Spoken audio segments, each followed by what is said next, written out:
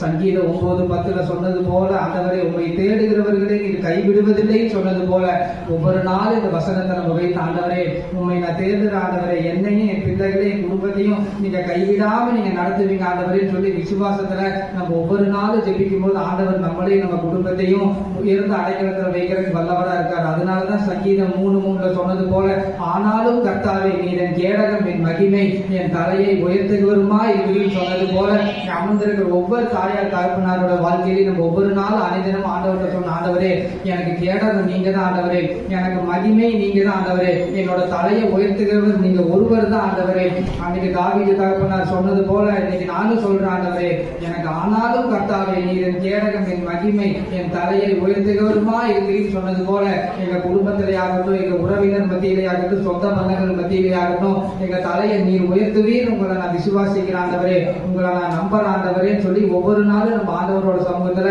நம்ம அதை செய்யறதுக்கு நம்ம தவறாம நம்ம அதை செய்யணும்னு ஆண்டவர் எதிர்பார்க்க